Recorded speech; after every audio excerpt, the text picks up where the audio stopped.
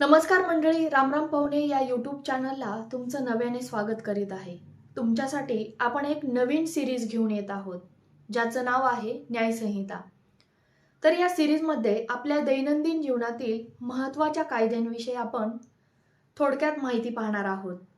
तर या सिरीजच्या पहिल्या एपिसोडमध्ये आपण शेतकऱ्यांसाठी महत्त्वाच्या असणाऱ्या काही कायद्यांबद्दल तुम्हाला माहिती देणार आहोत.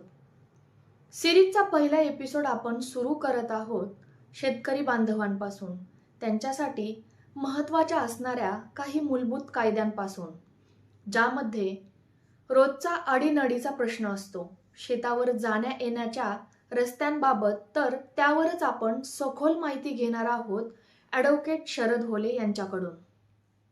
नमस्कार, मी ॲडव्होकेट शरद होले. मी आज तुम्हाला शेतकऱ्यांना शेतात जाण्यासाठी सार्वजनिक रस्ता किंवा वाट नसेल आणि शेजारच्या शेतातून जावं लागत असेल तर त्या शेतकऱ्याला रस्ता मिळवण्यासाठी कायदेशीर पर्याय व त्यांची माहिती सांगणार आहे. आज मोठ्या प्रमाणात झालेल्या जमिनीच्या व्यवहारांमुळे जमिनीचे छोटे छोटे तुकडे झाले, जमीन मालक बदलले, त्यामुळे काही ठिकाणी नवीन खरेदीदाराला त्याच्या जमिनीत जाण्यासाठी रस्ता उपलब्ध होत नाही.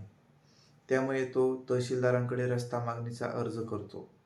स्वतःच्या शेतजमिनीमध्ये जाण्यासाठी रस्ता उपलब्ध नसेल तर महाराष्ट्र जमीन महसूल अधिनियम 1966 त्याचं कलम 143 अन्वये इतर भूमापन क्रमांकाच्या सीमांवरून रस्ता उपलब्ध करून देण्याचा अधिकार तहसीलदारांना आहे.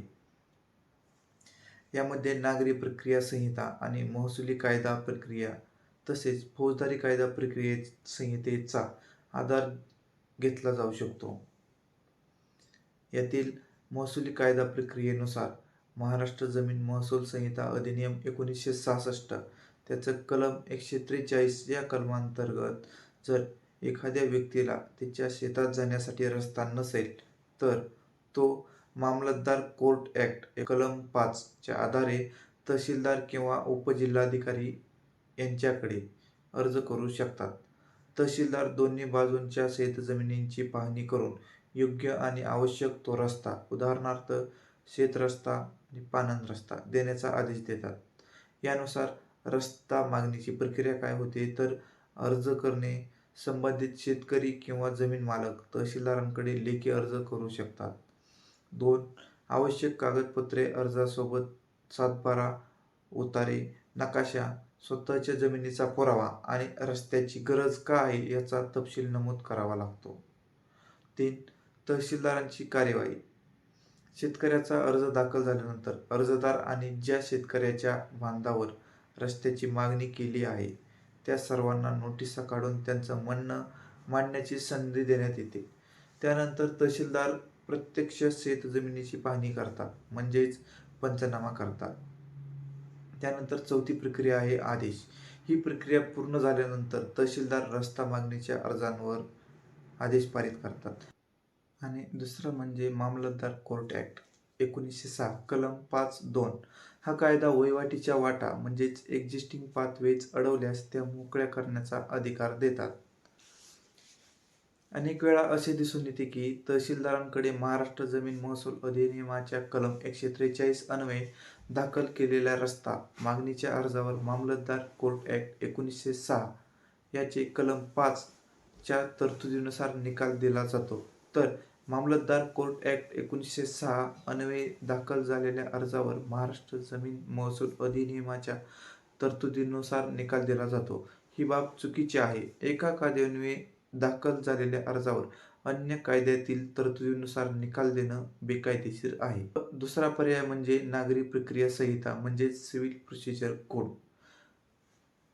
भारतीय भूसंहिता म्हणजेच इजमेंट ॲक्ट 1882 त्यातील कलम 13 नुसार आवश्यकतेचा हक्क म्हणजेच easement of necessity and quasi easement या कायद्यातील व कलमातील तरतुदीनुसार जर शेतकऱ्याला शेतात जाण्याचा दुसरा पर्याय नसेल तर शेजारच्या जमिनीतून वाट मागता येते.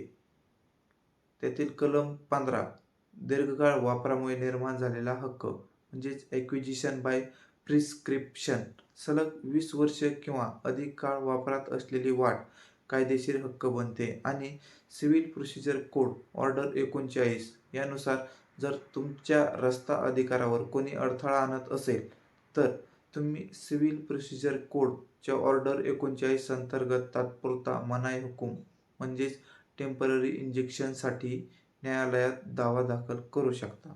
याचा अर्थ असा की नागरी प्रक्रिया संहिता कलम 13 हा सुखाधिकार निर्माण करण्याबद्दल आहे, तर यातील ऑर्डर 39 ही त्या अधिकारांचे संरक्षण कसे करावे याबद्दल आहे. विशेषतः जेव्हा रस्त्याच्या अधिकारासारख्या गोष्टींवर वाद निर्माण होतो. आणि तिसरा पर्याय म्हणजेच फौजदारी प्रक्रिया.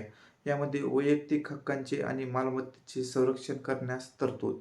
भारतीय न्याय संहिता कलम 126 जो कोणी एखाद्या व्यक्तीला त्याच्या कायदेशीर मार्गावर जाण्यापासून जाणीवपूर्वक अडथळा आणतो त्याला सदोष प्रतिबंध म्हणजेच रॉंगफुल रिस्ट्रेंट असे म्हणतात, ज्यामध्ये चांगल्या श्रद्धेने अडथळा हा अपवाद आहे.